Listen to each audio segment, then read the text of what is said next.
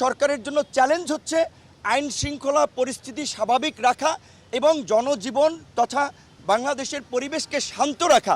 যেহেতু এই যে পরাজিত ফ্যাসিস্ট শক্তি, দানবীয় শক্তি নানানভাবে দেশকে অস্থিতিশীল করার পায়তারা করছে, মরণ কামড় দেওয়ার চেষ্টা করছে, সেই সরকার এবং এই অভ্যুত্থানকারী ছাত্র জনতাকে সেটা রুখে দেওয়ার মধ্য দিয়ে স্থিতিশীল অবস্থা বজায় রাখাই এই মুহূর্তে চ্যালেঞ্জ। উপদেষ্টাদেরকে বিব্রত করা বা চাপে রাখার জন্য সময় কিংবা টাইম ফ্রেম নিয়ে কোনো আলোচনা করি নেই, বরঞ্চ তাদেরকে আমরা শতভাগ কনফিডেন্স দিয়েছি তাদের যতটুকু সময় এবং এই অভ্যুত্থানকারী জনতার পক্ষ থেকে যত ধরনের সহযোগিতা আমরা করব, আমরা এটা নিয়ে অস্থির নয়।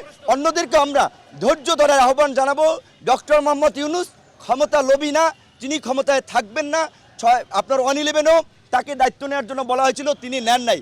আজকে আমাদের অনুরোধে নিয়েছে, যেটা তিনি বলেছেন যে তোমাদের অনুরোধে, তোমাদের কারণেই আমি দায়িত্ব এসেছি। কাজে আমাদের তার প্রতি পূর্ণ আস্থা এবং বিশ্বাস আছে। প্রশাসনের সর্বস্তরে এই ফ্যাসিস্টের সহযোগীদের চিহ্নিত করে দ্রুত চাকরিচ্যুত করা, তাদের বিরুদ্ধে পদক্ষেপ নেওয়া এবং সৎ দক্ষ পেশাদার অফিসারদেরকে দায়িত্ব দিয়ে আইন শৃঙ্খলা পরিস্থিতি স্বাভাবিক আনা, এই দায়িত্ব আমরা সুস্পষ্টভাবে আমাদের 14 দফার মধ্যে জানিয়েছি। 15ই অগস্টে আওয়ামীপন্থী যে সংখ্যালঘুদের একটি অংশ আপনার যে বিভিন্ন ধরনের প্রপাগান্ডা এবং বিভ্রান্তি ছড়াচ্ছে, নির্যাতন, হামলা মামলার, এবং সেটাকে প্রমোট করছে ভারতীয় কিছু মিডিয়া, এই বিষয়ে আমরা সরকারকে জানিয়েছি এবং আমরা অনুরোধ করেছি সংখ্যালঘুদের এই হামলা মামলার বিষয়ে তদন্ত করার জন্য একজন সংখ্যালঘু বিচারপতি কিংবা বিশেষ ব্যক্তির নেতৃত্বে একটি তদন্ত কমিটি করে এই ঘটনার বিষয়ে আপনার ব্যবস্থা নেওয়ার এবং উপদেষ্টাদেরকেও আমরা সংখ্যালঘুদের সাথে মত বিনিময় করার আহ্বান জানিয়েছি। কারণ